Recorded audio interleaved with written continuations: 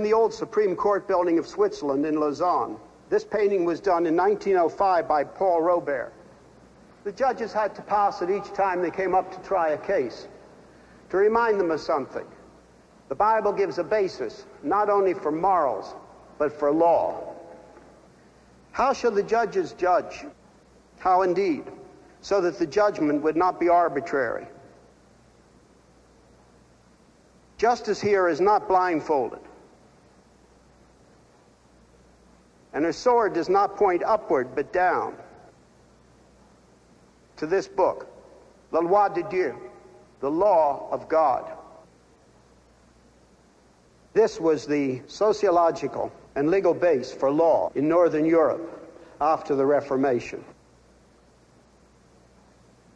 As the Reformation emphasis that the Bible is the only final authority took root, the ordinary citizen was increasingly freed from arbitrary governmental power. What Paul Robert painted for the justices in the Supreme Court building in Lausanne, Samuel Rutherford of Scotland put down in writing in 1644. It provided the people with a base for effective political control of their sovereign. Lex Rex, law is king. Freedom without chaos, because there is form. Or, said in another way, a concept of law rather than the arbitrary governments of men. Because the Bible was there as the final authority, as a base. Samuel Rutherford's work and the tradition it embodied had a great influence on the American Constitution, even though modern Americans have largely forgotten him and his influence. John Witherspoon, president of Princeton University, member of the Continental Congress, and one of the signers of the Declaration of Independence, followed Samuel Rutherford's Lex Rex directly. Thomas Jefferson picked up this Christian teaching in secularized form from John Locke, the English philosopher who stressed inalienable rights, government by consent, separation of powers, the right of revolution. Locke did not have Samuel Rutherford's Christian base, but he built on this base and secularized it. So one must say that not all men who laid down the foundation for the United States were individually Christians. For example, Thomas Jefferson. However, he lived within the circle of what the Christian consensus brings forth. Many of the men who framed the United States Constitution were not individually Christians, but what they built rested on the Reformation through the Rex Lex tradition. On the basis of the Bible, as the final and unique authority, it's possible for a society and government to know form and freedom to the extent to which that society allows the biblical teaching to come to its natural conclusions. This is the Reformation Wall in Geneva, a monument to the leaders of the Reformation. The Reformation in Northern Europe also gave a strong impetus toward the system of checks and balances in government. The men of the Reformation strongly emphasized the fall of man, as man revolted against God. They were not romantic about man. They understood that every man is a sinner, so there needed to be checks and balances, especially for men in power. Calvin himself by no means had the authority often attributed to him, either in political or church affairs. His influence was moral and informal, as opposed to formalized or institutional authority. There had to be checks and balances. In each of the Reformation countries, this took slightly different forms. Switzerland was especially interesting in this regard. The Swiss have geographically separated their branches of government. The legislative and executive arms of the government are in Bern, and the judiciary is in Lausanne.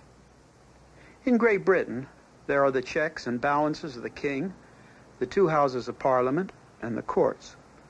In the United States, there is a slightly different arrangement, but the same basic principle. The White House is the executive administration. Congress, in two balanced parts, covers the legislative, and the Supreme Court embodies the judiciary. In the Reformation countries, there was a solution to the problem of form or chaos in society. In countries without this base, there was a more or less bloody conflict to try to resolve the tension between unmitigated power and privilege and the relatively powerless and underprivileged social groups. The Reformation was not perfect. It was no golden age. But in the Reformation countries, the situation was overwhelmingly better. And in the area of social relationships, these countries are still drawing upon this capital today. The French philosopher Voltaire, often called the father of the Enlightenment, and in whose chateau we are here, wrote these words after his years of exile in England. The English are the only people upon earth who have been able to prescribe limits to the power of kings by resisting them, and who, by a series of struggles, have at last established that wise government where the prince is all-powerful to do good, and at the same time is restrained from committing evil, and where the people share in the government without confusion. As you can see in the area of political reform, the results of the Reformation are very impressive. The British have been able to control the monarchy within definite legal bounds, and to do this deliberately. The historians call this the Bloodless Revolution of 1688. During Voltaire's English exile, he was greatly impressed by the Bloodless Revolution of 1688 in England.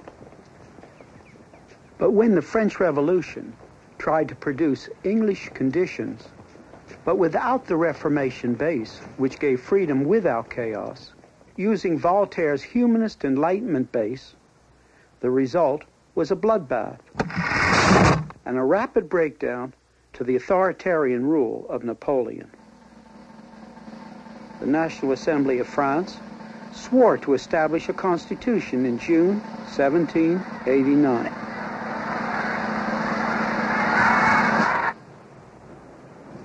This was the first phase of the liberal bourgeois plan for the French Revolution. And in August, they issued the Declaration of the Rights of Man. It sounds fine, but it had nothing to rest upon. Voltaire and the other men of the Enlightenment had no base, but their own finiteness. What was called the Supreme Being equaled the sovereignty of the nation, the general will of the people. What a tremendous contrast to the English bloodless revolution. And what a contrast to the results of the Declaration of the Independence in America 13 years prior to the French Revolution. The English bloodless revolution and the American Declaration of Independence had a Reformation base. The French Declaration of the Rights of Man did not. It took the French National Constituent Assembly 2 years to write a constitution. Within 2 years, it was a dead letter. And now the Second French Revolution was in motion. In order to make their base completely clear, rather than counting the years from the birth of Christ, they devised their own revolutionary calendar, in which 1792 was the year one. They began to destroy the things of the past, even suggesting the destruction of the Cathedral of Chartres. They proclaimed the goddess of reason in Notre Dame in Paris and other churches in France, including Chartres. In Paris, the goddess they carried shoulder high was a certain Damoiselle Candy from the opera. They did this to indicate as graphically as possible that human reason was being made supreme and that Christianity was being pushed aside.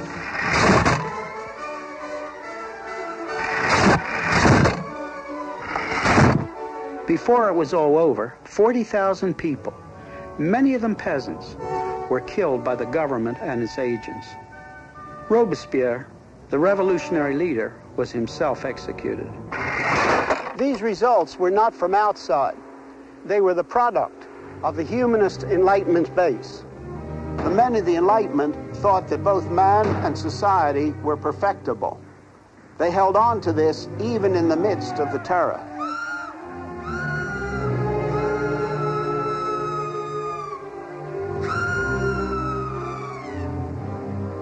Just as in the later Russian Revolution, there was no choice, given the humanist base, except anarchy or repression.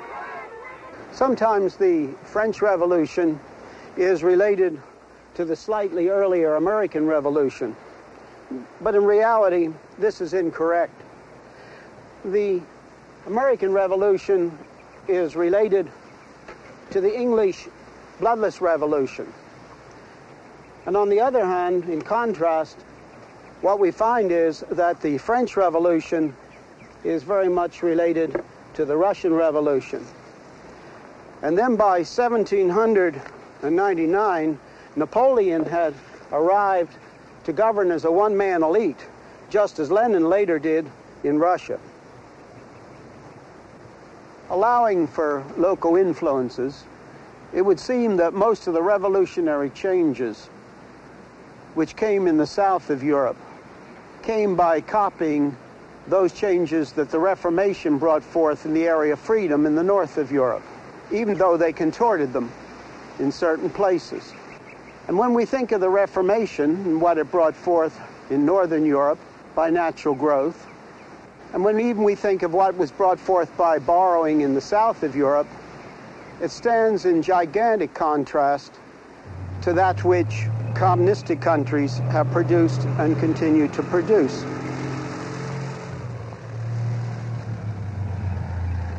Marxist-Leninist communists have a great liability in arguing their case because they have never come to power and continued in power without their materialistic base leading to repression. Don't forget, it was not Lenin, Trotsky, Marx, and Stalin that made the break for freedom in Russia.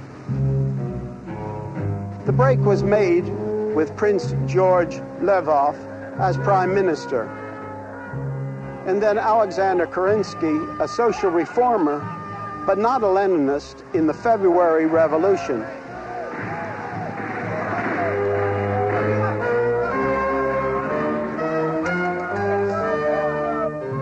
Lenin, Trotsky, and Stalin took over this revolution made by others in October of 1917 and built a regime of repression from the beginning. The Bolsheviks-Leninists were only a very small percentage of the Russian people and made up only 1/4 of the Constituent Assembly. But when the Constituent Assembly, only just elected in November, met for the first time in January of the following year, 1918, the Bolsheviks dispersed it by force. The election of the Constituent Assembly was the first and the last free election in Russia. Repression engulfed not only political life and political freedom, but the whole spectrum of life. What was called the temporary dictatorship of the proletariat has proven to be in reality the permanent dictatorship of the small elite.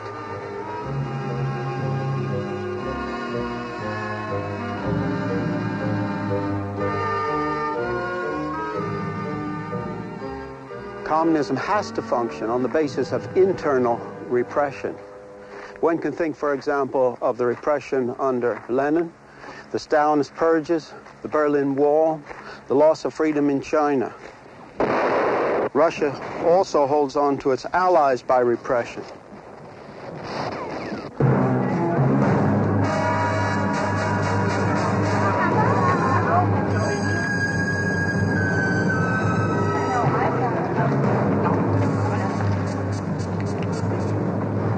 In Czechoslovakia, the repression did not end with the tanks.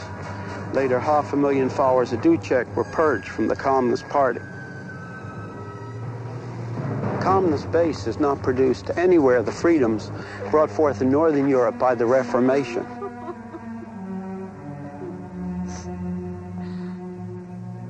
seeing the contrast to the southern European countries and to the communist countries, the riches provided by the Reformation in the area of society and government should not be minimized. And even in those places where the consensus produced by the Reformation people was less consistent than it should have been, nevertheless, the biblical basis did give absolutes upon which to combat injustice. In contrast, the humanist has no way to say that certain things are right and certain things are wrong. Because for the humanist, the final thing that exists is the impersonal universe, and that's silent and neutral about right and wrong and about cruelty and non-cruelty. He has no way to have absolutes. Therefore, consistent with its own position, humanism, both in private life and private morals and in political life, is left only with the arbitrary. And because there was no basis for right and wrong, laws could be exchanged tomorrow for another arbitrary absolute for the sake of expediency. We have just seen what happened in those countries which did not have biblical absolutes, which did not have a Reformation base. But we must not forget that as the centuries passed, weaknesses did develop in those countries which did have a Reformation history. People often did not act consistently upon the biblical teaching which they said they held.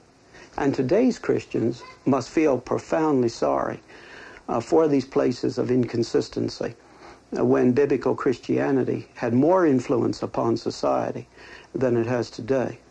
And of course, the most effective apology is for today's Christians to act more consistently upon the biblical teaching at these crucial points. There were various areas where the Bible was not followed as it should have been, but two stand out glaringly. First, a twisted view of race, and second, a non-compassionate use of accumulated wealth. A twisted view of race took two forms: slavery based upon race and race prejudice as such. Slavery based upon race was, of course, the most blatant, and race prejudice continues right down to our own day. Arab slave traders, such as those seen in this drawing, captured the Africans, whom they then sold into slavery.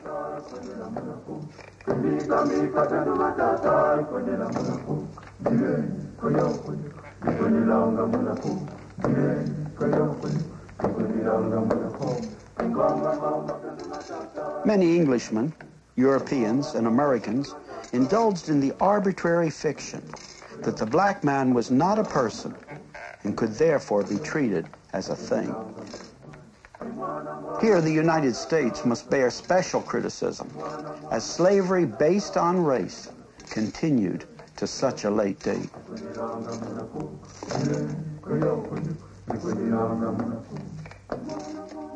We just cannot pass over the conditions that existed on these slave ships, in which thousands died crossing the seas, and the treatment these slaves often received.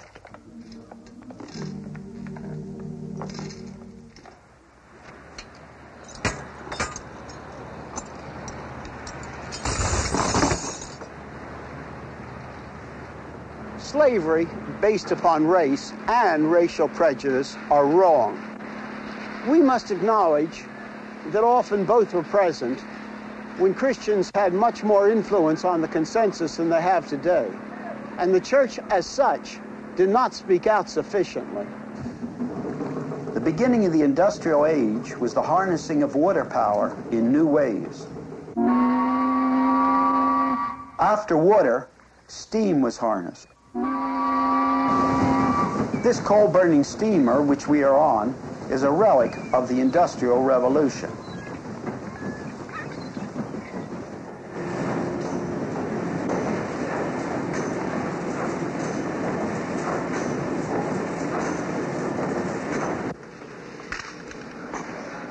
The age belonged to the inventors and the engineers. Industrialization produced a steady stream of better things, for example, better pottery for the working man's table. and a steady flow of more goods for everyone. If industrialization had been accompanied by a compassionate use of accumulated wealth and an emphasis on the dignity of each individual man, both of which are stressed in the Old and the New Testaments, the Industrial Revolution would have been a revolution for good indeed. But unhappily, there was too often silence on these two crucial points. There were acts of individual charity, help to the poor, but the church often was simply silent on the Bible's command for the compassionate use of wealth, both in England and in other countries.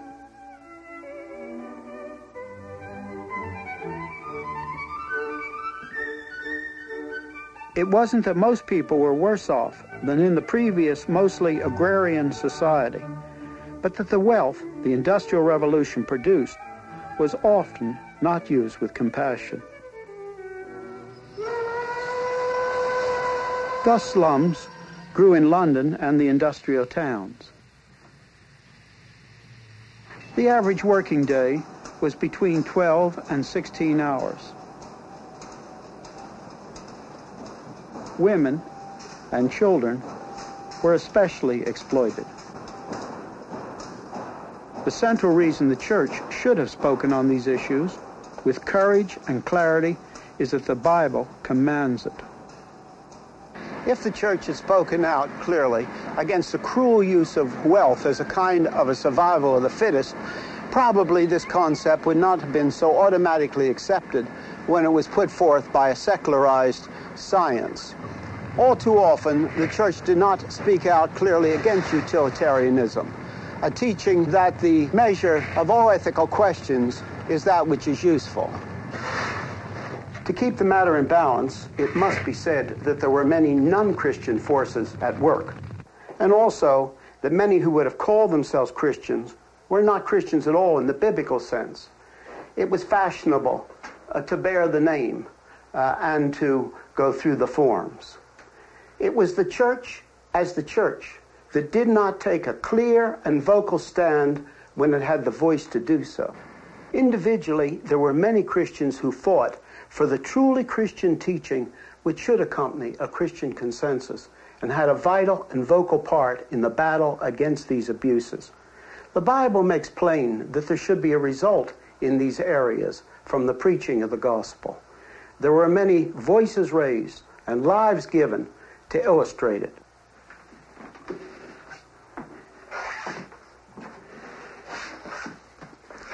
John Wesley spoke out strongly against slavery, including slavery in the United States. John Newton was a slave trader. He became a Christian, and he quit the trade and spoke out against it. Thomas Clarkson spoke out strongly against slavery, and William Wilberforce, following the pioneer work of Clarkson, fought on and on against slavery and for the basic recognition of the humanity of the black man under God. Wilberforce the Christian, and because he was a Christian, was the overwhelmingly outstanding voice in England against the slave trade. The slave trade was prohibited in England in 1807, and as Wilberforce lay dying in 1833, slavery itself was abolished in England. I wish there had been someone in the United States as consistent to Christian principles as early as 1833 and as influential as Wilberforce. Someone who could have brought forth the same results in the United States. In Britain, John Howard, friend of John Wesley, labored tirelessly for prison reform.